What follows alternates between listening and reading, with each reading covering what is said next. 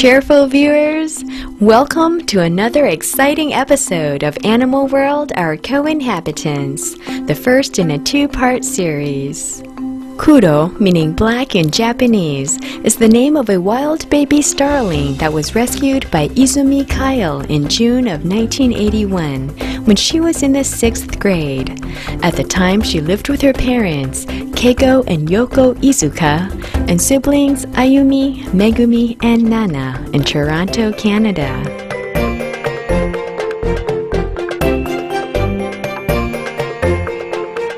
I remember walking by the schoolyard and around this playground, seeing a nest in there, not realizing that, there was a little bird that would be part of our family for years thereafter, nesting there. The European starling, a small to medium-sized passerine bird, is one of the most abundant garden birds in Europe. Their unique ability to mimic human speech is referenced in William Shakespeare's play, Henry IV, Part 1. In a project to introduce to North America every bird ever mentioned in a Shakespeare play, the species was first brought to the United States in 1890. Strong and highly adaptable, these adorable birds have even spread to Asia and Australia. Kuro lived with the Izuka family for 19 happy years, nearly 4 times the average lifespan of a starling. In fact, at age 18, Kuro set a record by being the world's oldest living domesticated starling. Izumi now shares with us how the story began. Oh, it was a bright and sunny spring day, and I was in the schoolyard playing with my sisters, and all of a sudden I see that there are some kids teasing this little fledgling, and they had told me that the fledgling had fallen from its nest, which was up on that bell. So I said, please, I'd like to take the bird. And I found a little styrofoam cup, and I put little nesting in it, and I brought home Kuro, and Kuro barely had any feathers on its head, so it was a very, very young starling when I found him many years ago. Izumi's family has always been big fans of animals, but no one had any experience in caring for a tender young fledgling. The family named the little one Kuro, thinking that he was a blackbird. And I brought home Kuro, who was just probably less than 2 weeks old, and it was a little ball, a fledgling with little tiny feathers. Immediately after I brought home Kuro, we went to the library. We had no idea what type of species it was, what to feed it. I right away brought her into the bathtub to clean. She never scared me.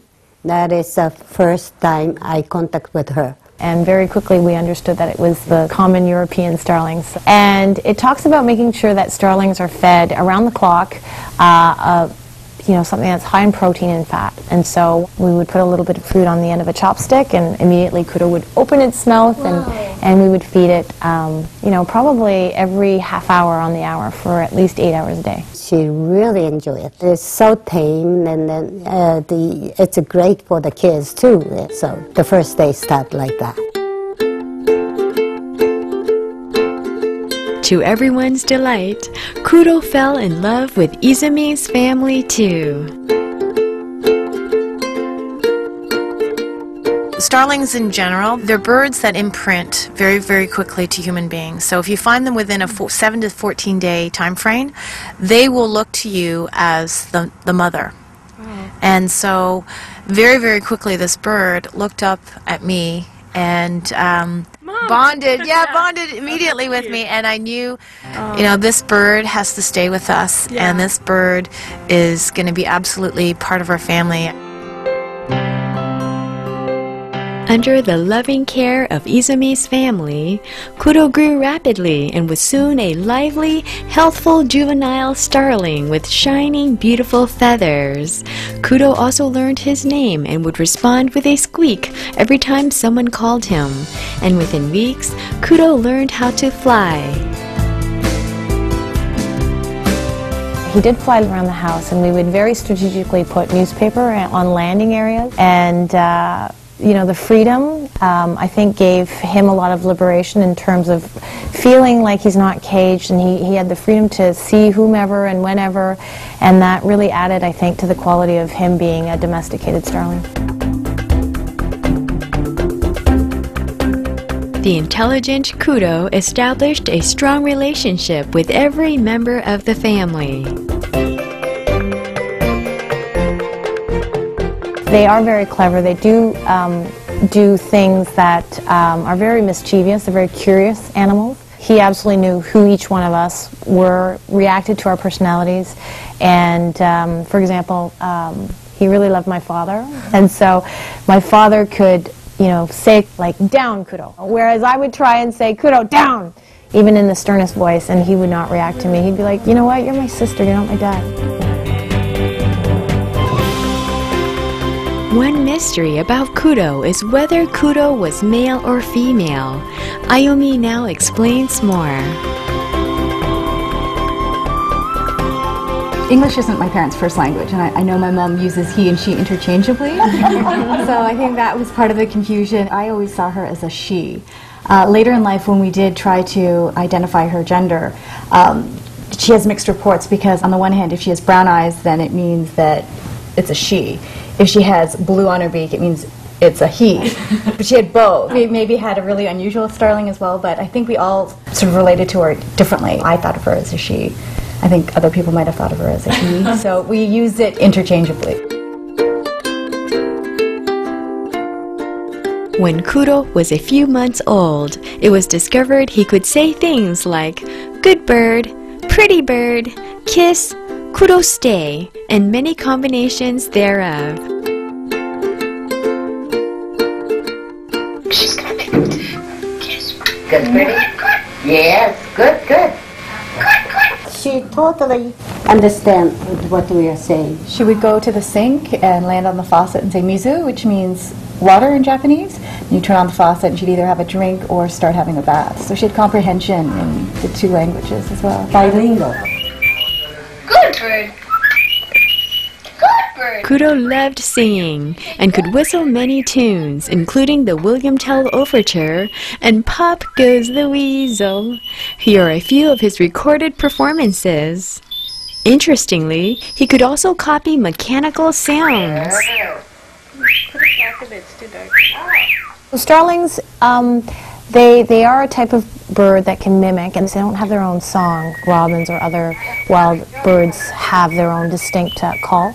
And so in the wild, they actually pick up other songbirds' voices and sounds. And of course, us being humans, naturally Kudo would mimic and pick up on words, we would say, whistles, even sounds. You know, I used to have a watch that would go off every hour, go deet deet. Yeah.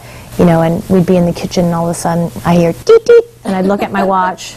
Wait, it's 5:30. No, it wasn't my watch going off at 6. It was Kudo in the kitchen, you know, imitating that sound.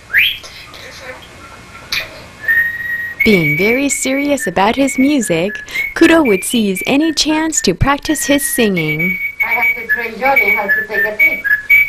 She loved her voice over any other sound in the household, including my organ playing, which I would dutifully do every week to practice for my lesson. And so she would, as soon as I'd turn on the organ and start playing, would sit right where the music stand was and start listening to what I'm playing, but she would also somewhat match the volume of my playing. So if I was playing a soft ballad, she would sing very sweetly and quietly, and as soon as I started to play a little louder with more force, she would start belting on top of whatever I was playing. So that was one of the things I enjoyed most about her. So cool. This would go on for maybe 45 minutes to an hour straight.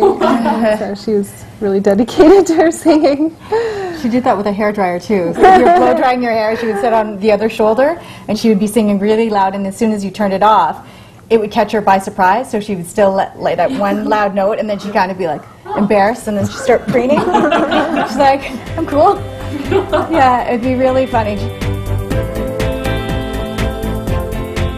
Izumi now shares one interesting anecdote about an interview regarding kudo with National Canadian Broadcasting Corporation, or CBC Radio.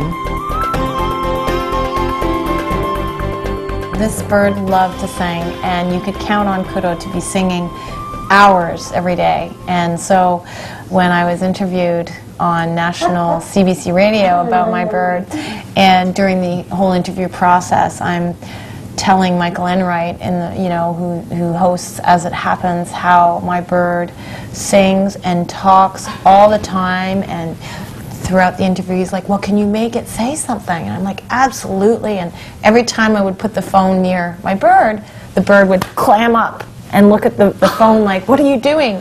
And so throughout the entire interview, the bird said nothing. And as soon as I hung up, the bird goes and starts talking. So that was definitely memorable.